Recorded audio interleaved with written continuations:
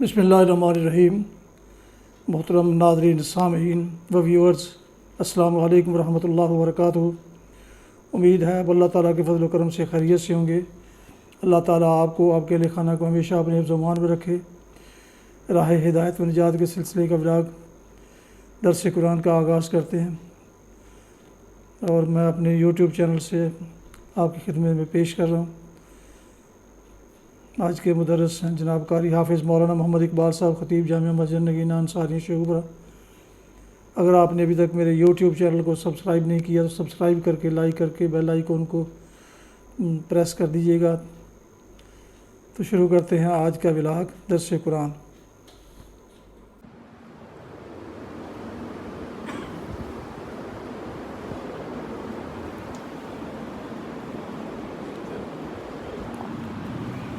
الحمد للہ وکفی والصلاة والسلام علی من لا نبی بعد، ما بعد فاعوذ باللہ من الشیطان الرجیم۔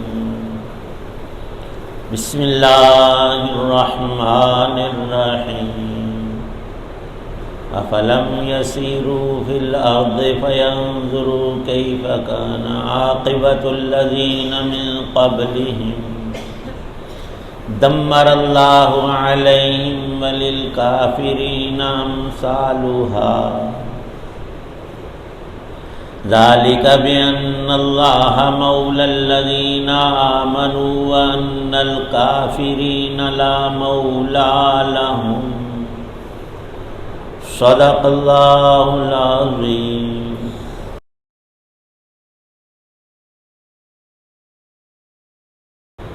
بھلا کیا ان لوگوں نے زمین میں چل پھر کر نہیں دیکھا کہ ان لوگوں کا انجام کیسا ہوا جو ان سے پہلے گزرے ہیں؟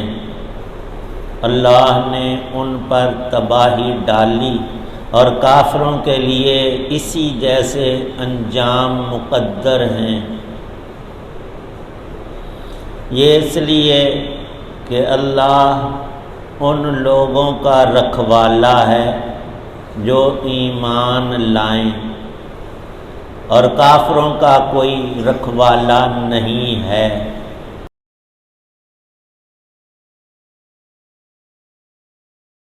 سورہ محمد صلی اللہ علیہ وسلم کی آیت 10 اور آیت 11 ہیں۔ اللہ تعالی شانہ نے ماضی میں ہم انسانوں کی عبرت کا بہت سامان رکھا ہے، اور انسانی خصوصیات میں کہ جہاں ایک عقل مند شخص کو اپنے مستقبل کی فکر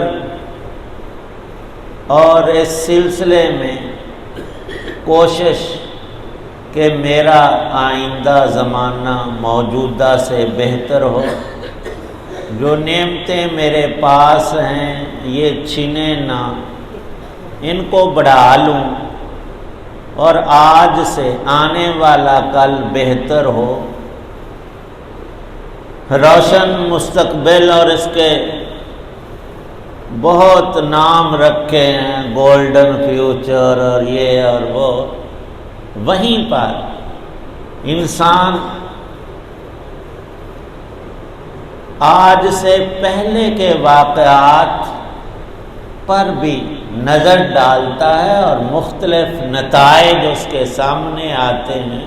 ہر شخص کی اپنی زندگی کے بھی کچھ تجربات ہیں جن میں بڑے بڑے اسباق ہوتے ہیں سمجھدار بندے کے لیے، اور ان چیزوں کو کوئی بھی دنیا کا عاقل شخص اپنے سے الگ رکھ نہیں سکتا۔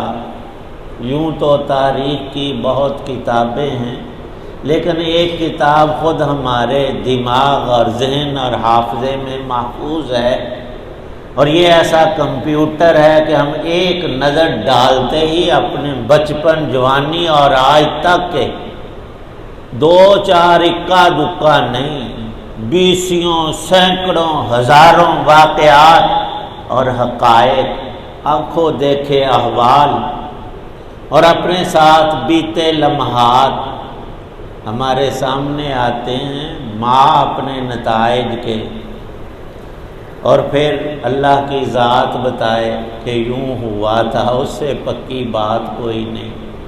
ہمیشہ سے اللہ تعالی شانہ نے ایمان والوں کی، اور سب سے بڑا مومن اللہ کا پیغمبر ہوتا ہے، جو سراپا ایمان ہوتے ہیں اور ان سے ایمان کا نور جہان کے انسانوں کو حاصل ہوتا ہے ان کے ذریعے سے۔ اسی لیے حضرت رسول پاک صلی اللہ تعالی علیہ وسلم کو سراپا ہدایت اور سراپا نور کہا جاتا ہے، اور یہ ایک حقیقت ہے۔ لیکن عامت الناس اور کم علمی اور بد فہمی کی وجہ سے انسان افراط و تفرید کا شکار ہو جاتا ہے، وہ آگے لفظ پھر محبت میں یا جہالت میں بڑھانا شروع کر دیتا ہے۔ لکھا ہے کہ عیسائیوں نے بھی ایسا، شروع میں مطلب اتنا ہی تھا ابن اللہ کہنے کا کہ عیسیٰ علیہ السلام اللہ کے پیارے ہیں، بلکہ ان کے بڑے یہود و نصارہ کے وہ کہتے تھے نحن ابناء اللہ، اسی رب دے پتر ہاں، اور یہ بھی ان کا عقیدہ تھا کہ اللہ وحدہ لا شریک ذات ہے، اس کا ماں باپ اولاد کوئی نہیں۔ پھر وہ کیوں کہتے تھے؟ ایک پیار کا لفظ کہ جیسے باپ کو بیٹے سے محبت ہوتی ہے، شفقت ہوتی ہے، دلی قلبی لگاؤ ہوتا ہے، اسی بھی رب دے پتراں ورگے، یہ ان کا مطلب تھا۔ لیکن بعد والوں نے اسے حقیقت کا ہی جامہ پہنا دیا، اور عیسائیوں نے صاف کہہ دیا کہ ابن اللہ سے یہ پیار محبت یہ چیزیں مراد نہیں ہیں۔ حقیقت میں نعوذ باللہ عیسیٰ علیہ السلام کا بظاہر باپ کوئی نہیں، تو ہو نہ ہو رب بھی ان کا باپ، الیاذ باللہ۔ اللہ پاک تو اس ایسی چیزوں سے، مخلوقی صفات سے سرے سے پاک ذات ہیں۔ اب علم کے اعتبار سے، وحی کے اعتبار سے، ہدایت کو دیکھتے ہوئے ہم حضور سرور کائنات صلی اللہ علیہ وسلم اپنے پیغمبر علیہ السلام کو سراپا نور کہتے ہیں، اور یہ بات درست ہے۔ آپ نور ہدایت ہیں، آپ کے ذریعے نور وحی آیا اور ہمیں ملا ہے۔ ایمان آپ کی ہی برکات ہیں، جتنا جہان میں پھیلا اور تا قیامت رہے گا۔ لیکن یوں کہہ دینا کہ نور من نور اللہ، اور اس کا غلط مطلب کہ اللہ کی ذات کے نور سے نور، یہ بات ٹھیک نہیں ہے۔ حق تعالی شانہ نے ارشاد فرمایا اس آیت میں کہ سب ایمان والوں کا، بالخصوص حضرات انبیاء علیہ السلام کا، کائنات اور جہان کے سب چیزوں اور مخلوقات سے زیادہ تعلق رب سے ہوتا ہے، اور اللہ پاک کا بھی تعلق اور قرب اور سب سے زیادہ مہربانی اور رحمت اور مدد اور نصرت اپنے انبیاء علیہ السلام سے۔ ہوا یہ کہ جنگ بدر میں یہ بہت کرو فر سے تکبر اور اکڑتے ہوئے، شرابیں پی کر، ساتھ گانے باجے لے کر اور کنجریوں کو نچاتے، شرابیں پیتے بدر میں جا پہنچے۔ ہم نے ان کو چھوڑنا نہیں۔ 1000 کا لشکر ابو جہل لے کر آیا، ان کے بربادی مقدر تھی، شکست فاش ہوئی، اور وہاں سے کچھ مرے، پکڑے گئے، اور باقی دوڑ کر راستے میں رکے نہیں، مکے میں آ کر سانس لی۔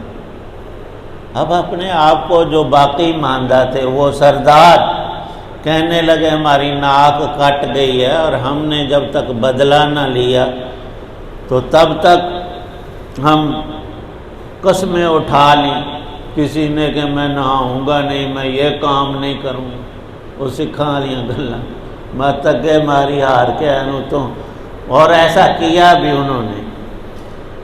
تو 1 سال بھر تیاری کر کے دوبارہ گئے، 3000 لشکر لے کر احد کے مقام پر۔ مسلمانوں کو شروع میں فتح ہوئی اور پھر کچھ پریشانی پیش آئی، وہ مقدرات ہوتے ہیں، لیکن جو ان کا ذہن تھا کہ ہم نے نعوذ باللہ مدینے کے مکانات بھی مسمار کرنے، آگ لگانی ہے، ان کا ایک بچہ، بوڑھا، عورت، کسی کو نہیں چھوڑنا، وہ ساری حسرت لے کر اور زخم کھا کر، اور بالآخر وہ ان کی شکست ہی تھی۔ مدینے کا، شہر کا رخ نہیں کیا، یہ جنگ ہوئی ایک پہاڑ پر، اب بھی موجود ہے، احد کا پہاڑ۔ مسلمان کچھ شہید ہوئے تو یہ بڑے خوش اور راضی ہو کر ایک پہاڑی کے اوپر چڑھ کر ان کا سردار ابو سفیان بن حرب کہنے لگا کہ لنا العزا ولا عزا لکم ولا عزا لکم، ہمارا بت دیکھو۔ پہلے نعرہ لگایا اولو حبل، ہمارا بت جو حبل ہے نا، سارے بتاں دا پیو دادا وڈا بت، وہ جیت گیا اللہ۔ وہ بیچارے کو پتہ ہی نہیں، وہ اپنی تھان تے پیار پتھر ہے، ایک مورتی ہے، اور پھر دوسرے کا نام لے کر کہتا ہے کہ اس نے عزا بت نے۔ اور حقیقت یہ ہے کہ جیسے ہندو مورتیوں کو پوجتے ہیں، ان کا دیوتا بھی ہوتا ہے، دیوی بھی ہوتی ہے، مذکر مؤنث، کوئی مرد کوئی عورت۔ تو یہ جو اہل مکہ کے مشہور بت تھے، لات، منات، عزا، حبل، ان میں عزا بڑا مشہور بت تھا، اور یہ نام کے اعتبار سے مونس ہے، یعنی دیوتا بھی نہیں، دیوی، ہماری دیوی کی جیت ہوئی ہے۔ لنا العزا ولا عزا لکم، اور مسلمانوں کو تانا دے رہا ہے ابو سفیان، نعرہ لگا رہا ہے کہ ہم نہیں جیتے، ہمارے بت نے ہماری مدد کی ہے، عزا نے، تو تمہارے پاس عزا کوئی نہیں تھا۔ صحابہ نے عرض کیا حضرت عمر فاروق رضی اللہ تعالی عنہ نے کہ ہم اس کا کیا جواب دیں ابو سفیان کے اس نعرے کا؟ تو آپ نے ارشاد فرمایا کہ تم یہ کہو لنا مولا ولا مولا لکم، ہمارا اللہ مولانا، ہمارا والی اور وارث اور رکھوالا اور ہمارا مددگار ہے رب اللہ، اللہ مولانا ولا مولا لکم، رب تواڈے حل ہو ہی نہیں سکتا، تسی تے مانتے ہی نہیں، اور اللہ ہے ہمارا، یعنی ہمارا مددگار ہے، اور اللہ ہمیشہ سے ہے اور سب طاقتوں کا مالک ہے۔ صرف 5 سال گزرے تھے، 10,000 کا لشکر لے کر نبی پاک صلی اللہ علیہ وسلم مکہ کے قریب پہنچ چکے ہیں، اور ان کو خبر بھی نہیں کہ کوئی آ رہا ہے، اور پھر یہ جرت نہیں ہوئی کہ ہم مقابلہ کریں، اور نبی پاک صلی اللہ علیہ وسلم نے دنیا کے حکمرانوں کی طرح نہیں بلکہ سب کے لیے معافی کا اعلان فرما دیا، جو اپنا دروازہ بند کر لے ہم اس کو قتل نہیں کریں گے، جو خانہ کعبہ کے اندر آ جائے، مطاف میں داخل ہو جائے، اس کو بھی کچھ نہیں کہیں گے، جو ہم سے لڑے نہ ہم اس کو نہیں ماریں گے۔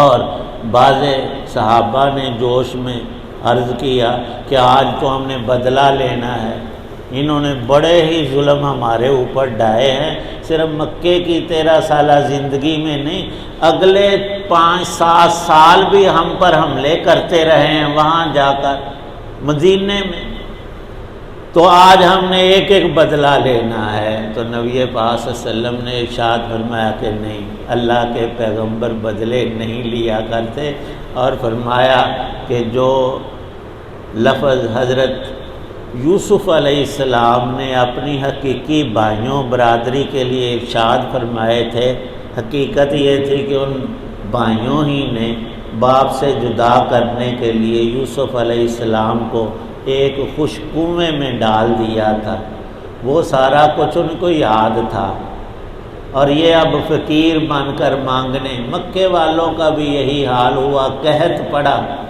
غلہ بند ہو گیا، کھانے پینے کو کچھ نہیں۔ پھر اپنا سفیر بھیجے مدینے میں، نبی پاک صلی اللہ علیہ وسلم کا ترلا مارا کہ آپ ہمارے حق میں دعا بھی کریں، اور فلاں علاقے کا سردار مسلمان ہو گیا، اس کو خط بھی لکھ دیں، وہ ہمیں کچھ غلہ دے دے اور ہماری حالت بہتر ہو جائے، اور ہم آپ کے رشتہ دار بھی ہیں، میں تہاڈا چاچا ہوں، میں چاچے کا پتر ہوں، پھر ساریاں گلاں یاد آ جائیں۔ آپ نے ان کے لیے دعا بھی فرمائی، غلے کا انتظام بھی کیا، اور فتح مکہ میں یہی بات ارشاد فرمائی کہ جو یوسف نے اپنے حقیقی بھائیوں کے لیے ارشاد فرمایا تھا، وہی بات میں آج کرتا ہوں کہ لا تثریب علیکم اليوم، میں کسی سے کوئی بدلہ نہیں لوں گا، سب کے لیے معافی ہے۔ حق تعالی شان ہو ہمیں بھی ایمان کی عطا نصیب فرمائیں۔ وآخر دعوانا الحمدللہ رب العالمین والصلاة والسلام علی رسولہ النبی الکریم۔ بیماروں کے لیے دعا فرمائیں، اللہ پاک سب مریضوں کو شفا عطا فرمائیں۔ ہمارے کئی نمازی بزرگ علیل ہیں، اللہ پاک سب کو صحت عطا۔ جو لوگ اسپتالوں میں گھروں میں مریض ہیں، انہوں نے کہا بھی یا اللہ ہر ایک کو تندرستی کی نعمت عطا، اور جتنے حضرات دعا میں موجود ہیں ہم سب کو ایمان کامل، بدن کی سلامتی اور صحت اور نیک اعمال کی توفیق عنایت۔ بہت بڑی عظیم ترین نیکی ہے۔ کل ایک کتاب میں دیکھ رہا تھا کہ یہ جو قرآن پاک کی تلاوت ہے، ہمیں اس کا پورا ادراک نہیں۔ ایک اللہ والے تھے، وہ پڑھے ہوئے تو نہیں تھے، لیکن ان کو نور سے نظر آ جاتا تھا اس بندے نے قرآن پاک پڑھا ہے یا حدیث پاک پڑھی ہے یا عربی کا کوئی جملہ بولا ہے۔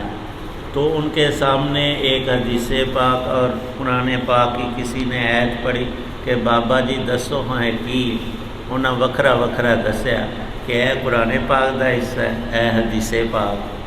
انہوں نے پوچھا کہ کس طرح پتہ چل گیا؟ وہ فرمانے لگے کہ مجھے اللہ پاک نے ایک ایسی آنکھ عطا کی ہے، جب بھی کوئی مسلمان قرآن پاک کی تلاوت کرتا ہے تو اس کے منہ سے جو روشنی نکلتی ہے وہ سورج کی روشنی جیسی ہوتی ہے، اور جب حدیث پڑھتا ہے تو مجھے اس کے منہ سے جب الفاظ نکلتے ہیں تو مجھے ایسی روشنی نظر آتی ہے جیسے چاند کی چاندنی، اور یہ دو نور کسی اور کلام میں نہیں۔ اللہ پاک ہمیں بھی یہ نور نصیب فرمائیں۔ صلی اللہ تعالی علی خیر خلقہ محمد وعلی آلہ وصحابہ وآل بیتہ اجمعین۔